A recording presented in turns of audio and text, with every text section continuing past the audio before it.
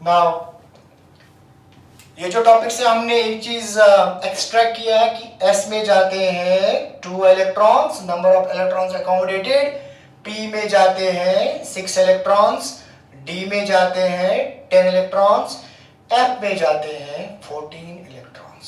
Okay, अब 10th में हम क्या करते हैं, हम 10th में ऑर्बिट इलेक्ट्रॉनिक कॉन्फ़िगरेशन पढ़ते कि नहीं?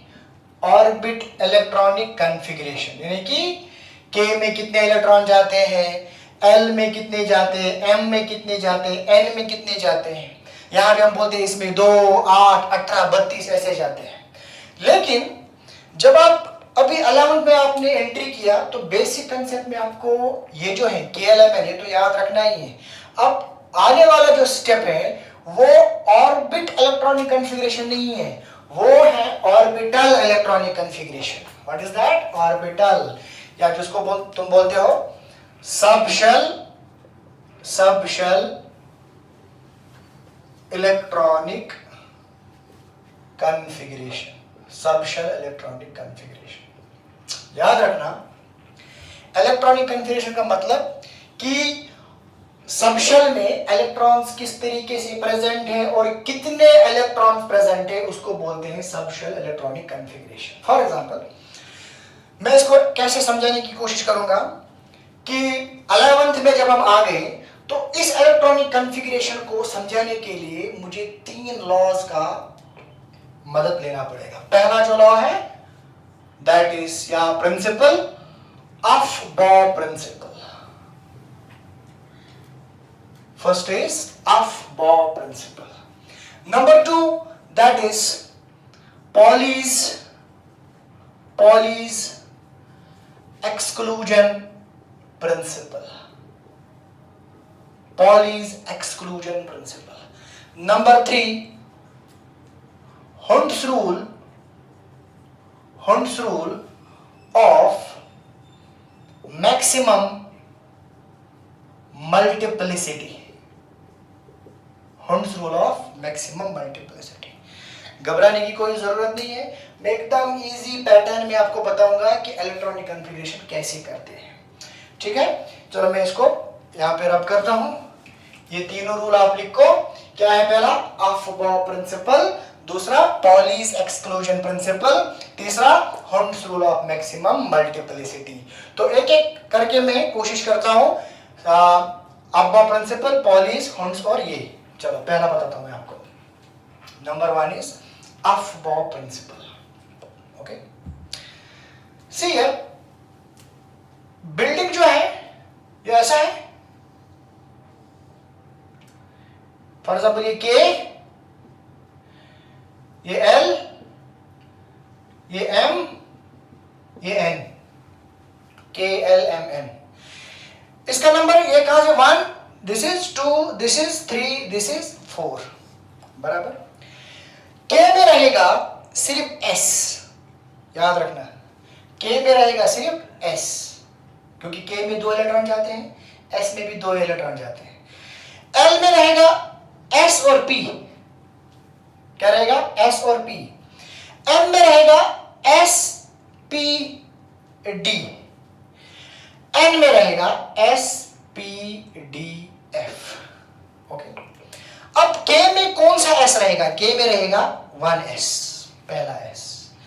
L में रहेगा 2S और 2P, इजी। M में रहेगा 3S, 3P, 3D। N में रहेगा 4S, 4P, 4D, 4F। S में कितने इलेक्ट्रॉन जाते हैं बताओ? S में जाते हैं 2 इलेक्ट्रॉन्स, S में जाते हैं 2, P में जाते हैं 6, जाते कि नहीं? S में जाते हैं 2, P में जाते हैं 6, D में जाते हैं 10 बराबर। S में 2, 6, 10, 14। चलो गिनो तो K में कितने जाएंगे बताओ? K में जाएंगे सिर्फ 2। L में कितने गए? 6, 2, 8। M में कितने जाएंगे? 10, 16, 18। और इसमें कितने जाएंगे? 32 इलेक्ट्रॉन्स। समझ में आया? अब अगर देखोगे तुम S कहां से चालू होता है? S इज फ्रॉम 1, देखो S is from 1. P कहां से चालू होता है? देखो 1P देखा कहीं? 1P कभी देखा? देखो इसमें कभी 1P है क्या? नो. P चालू होता 2 से, S चालू होता 1 से. उसके बाद D मुझे बताओ 1D है क्या? 2D है? 1D भी नहीं है, 2D भी नहीं है, तो फिर क्या है? D चालू होता है 3D से, यानी कि 3 से. F कहां से चालू होता है? 1F है? नहीं है. 2F है? नहीं है. 3F है? नहीं है. 4F है. Getting my point? It means ये ऐसा है, S, P, D, F, ये 1 से चालू होता है, ये 2 से चालू होता है, ये 3 से चालू होता है, ये 4 से चालू होता है. अब ये 1 2 3 4 इनको बोलते हैं प्रिंसिपल क्वांटम नंबर. तो मैं अभी नहीं पढ़ाऊंगा, बस बेसिक बता रहा हूं मैं आपको, बेसिक बता रहा हूं. अब वापस आऊंगा मैं किस पे? Aufbau principal. अफबाउ कोई साइंटिस्ट वाइंटिस्ट नहीं है. अफ का मतलब है बिल्डिंग. अफ का मतलब क्या है? बिल्डिंग. बा का मतलब है अप, बिल्डिंग अप. यानी कि this is building up principle. यहां पे मुझे बनाना पड़ता है बिल्डिंग किसका? सबशेल्स का. सबशेल्स का बिल्डिंग बनाना पड़ता है. तो ये मद्देनजर रखते हुए मैं बिल्डिंग बनाऊंगा लेटर सी. इसको रब करना था. अफबाउ प्रिंसिपल बिल्डिंग बना लेता हूं. चलो टेल मी, पहले कौन आएगा? S, उसके बाद P, उसके बाद D, उसके बाद F. S कहां से चालू होता है? 1S से. तो मैं ऐसे करूंगा 1S, फिर 2S, 3S, 4S, 5S, 6S, 7S. मेरे पास इतनी जगह है तो मैं इतनी बड़ी बिल्डिंग बनाऊंगा. उसके बाद P कहां से चालू होता है? 1P से होता है क्या? नहीं. तो मुझे 1 वाला गैप छोड़ देना है. जितना इधर गैप है उतना इधर, यानी कि 2P, 3P, फिर 4P, 5P, 6P, फिर 7P भी है. तो मैं इसको थोड़ा अट्रैक्टिव बनाने के लिए नीचे एक जानबूझ के कम करता हूं, लेकिन ऊपर मैंने जानबूझ के कम नहीं किया. ऊपर कम करना लाजमी है, जरूरी है. उसके बाद D कहां चालू होता है? 3, यानी कि 3D, 4D, 5D. नीचे भी एक काम करता हूं, लेकिन नीचे कम करना जरूरी नहीं है, ऊपर कम करना जरूरी है. फिर क्या है? F कहां चालू होता है? 4F. लो बन गया मेरा बिल्डिंग. Getting my point? एक बिल्डिंग बन गया. अब इसको रब कर लेता हूं, मैं एक सीक्वेंस बना लेता हूं. सीक्वेंस तुम देखो, मैं जहां से पेन घुमाऊंगा तुमको वैसा वैसा सीक्वेंस लिखना है. देखो फर्स्ट ऑफ ऑल मैं यहां से चालू कर रहा हूं. देखो यहां से चालू कर रहा हूं, तो सीक्वेंस बन गया.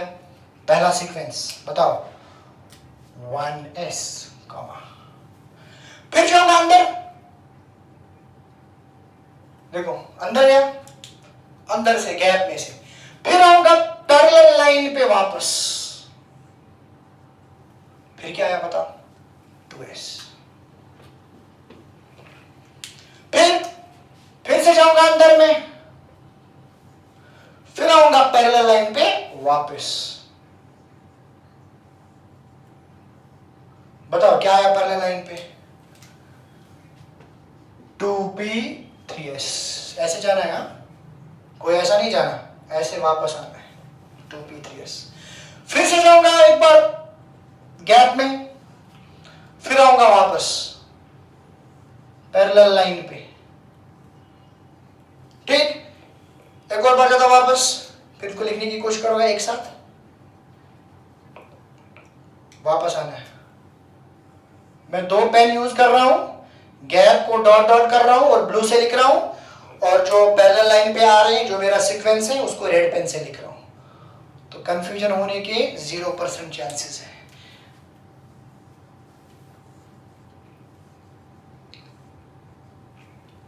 एकदम इजी.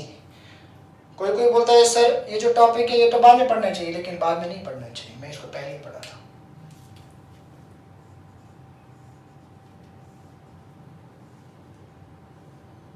अब मेरे पास इतनी बिल्डिंग है तो मेरे पास इतनी जगह इतनी बिल्डिंग बना पाया मैं. ठीक है, अब सीक्वेंस चलो तैयार कर लेता.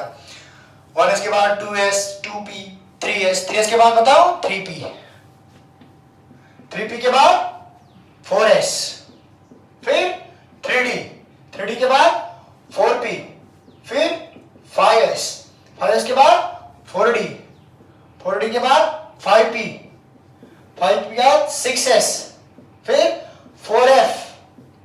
5D, 6P, 7S।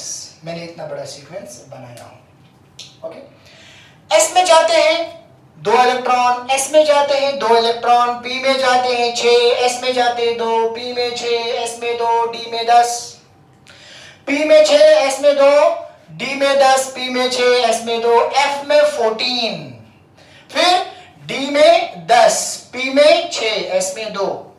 कोई बोलेगा सर ये 6 10 क्या कर रहे हैं आप? अभी तो हमने इसको प्रूव किया ना जब हमने स्ट्रक्चर ऑफ एटम पढ़ा। अब मैं कुछ कंपाउंड एलिमेंट्स लिखता हूं। This is hydrogen, helium, lithium, beryllium, boron, carbon, nitrogen, oxygen, fluorine, neon, sodium. What is atomic number of hydrogen? 1, इसका 2, 3, 4, 5, 6, 7, 8, 9, 10, 11। यहां तक मैं कन्फ्यूजन करता हूं। अब मान लो ये जो कमरे सीक्वेंस में सजाए गए हैं, ठीक है। अब मेहमान आ रहे हैं, मेहमान को हमको क्या बिठाना है? कमरों में हमको बिठा देना है। अब सबसे पहले हम क्या करेंगे? ये पहला कमरा है, इसको भर देंगे। इसमें जाते हैं 2 मेहमान, लेकिन हमारे पास कितने मेहमान हैं? एक ही मेहमान है, तो कहां रखोगे? पहले कमरे में। तो क्या होगा इसका कॉन्फ़िगरेशन? 1s1। हीलियम में ये सारे कमरे हैं, लेकिन हीलियम में कितने मेहमान हैं? 2। तो पता क्या करोगे? 1s2 भर गया। लिथियम में कितने मेहमान हैं? 3। तो कमरे ये सारे हैं। पहला कमरा कौन सा है? 1s में कितने जाएंगे? 2। लो भर गया ये। अब इसमें तीसरा तो नहीं जाएगा। तीसरा जाएगा जो आगे वाला कमरा है। आगे वाला कमरा कौन सा है? 2s, यानी कि 2s1। फिर उसके बाद 1s2, इसमें 2s2 हो गए 4 मेहमान। फिर बोरॉन में पहले वाले में 2, दूसरे वाले में 2, भर गए दोनों कमरे। अब क्या करेंगे? तीसरा कमरा कौन सा है? P में जाते हैं 6, लेकिन है एक ही, तो भर गया इसमें 1। अब कौन सा है? कार्बन। 1s2, 2s2, 2p2 हो गए 2 4 6। P में 6 तक जा सकते हैं, अभी 2 है, 4 अभी भी बाकी है। तो 1s2, 2s2, 2p3, 1s2, 2s2, 2p4, इसमें 1s2, 2s2, 2p5, 5 2 7 2 9 मेहमान है। इसमें 1s2, 2s2, 2p6, लो भर गया ये यहाँ पे। अब 3 कमरे फुल हो गए। अब बचा चौथा कमरा कौन सा है? 3s, लो हो गया 11वां। 1s2, 2s2, 2p6, 3s1, लो हो गया इलेक्ट्रॉनिक कॉन्फ़िगरेशन। अब अगर मैं बोलूंगा इलेक्ट्रॉनिक कॉन्फ़िगरेशन ऑफ आयरन करके दो, सबसे पहले तुम देखोगे आयरन का एटॉमिक नंबर है 26। क्या है? 26। तो 26 मेहमान मुझे बांटने हैं, तो कहां बांटूंगा? लो 2 4 10 12 18 20 यहां तक हो गए, बचे 6, इसमें जा सकते 10। तो मैं यहां पे लिखूंगा, क्या बताओ? 1s2, 2s2, 2p6, 3s2, 3p6, 4s2 हो गए 20, फिर 3d6। This is the electronic configuration of iron. ऐसे मेरे पास है scandium, atomic number 21, scandium, titanium, vanadium, chromium, manganese, iron, cobalt, nickel, copper, zinc. I have 3D series, जो पहला transition series है उसका इलेक्ट्रॉनिक कॉन्फ़िगरेशन, ठीक है। तो ये मैंने यहाँ पे समझाया आपको, कौन सा? This is electronic configuration. वो भी कौन सा इलेक्ट्रॉनिक कॉन्फ़िगरेशन? सबशेल वाला इलेक्ट्रॉनिक कॉन्फ़िगरेशन। तो आने वाला जो लेक्चर है, सबसे पहले मैं आने वाले लेक्चर में पूरा पीरियड टेबल समझाऊंगा। आप बोलेंगे आप सर आप बेसिक कंसेप्ट में कहाँ चले गए पीरियड टेबल में? तो मैंने आपको बताया बेसिक कंसेप्ट ऑफ केमिस्ट्री सिर्फ एक चैप्टर नहीं है, basic concept of chemistry 40 chapter है। ओके, मुझे 40 चैप्टर का बेसिक्स पढ़ाना है, फिर जाके एक एक करके चैप्टर को एंट्रेंस के लिए उठा सकता हूँ, अदरवाइज कोई फायदा नहीं है। तो आप बोलोगे सर क्या जरूरत है? हम तो पढ़ रहे मोल कंसेप्ट में पीरियड टेबल की क्या जरूरत है? मैं बोलता हूँ जरूरत है। जब आप मोल कंसेप्ट करोगे तो आपको एटॉमिक मास निकालना पड़ेगा, आपको मॉलिक्यूलर मास निकालना पड़ेगा, तब जाके आपको कंसल्ट करना पड़ेगा पीरियड टेबल। जब पीरियड टेबल आपको मालूम भी नहीं होगा तो एटॉमिक मास कैसे पता चलेगा?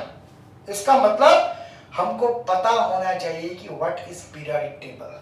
तो घबराने की कोई जरूरत नहीं है, दिस इज माय ट्रेंड, ये मेरा स्टाइल है पढ़ाने का, तो इसमें कोई दिक्कत जानी नहीं चाहिए। तब तक के लिए टेक केयर, बाय बाय।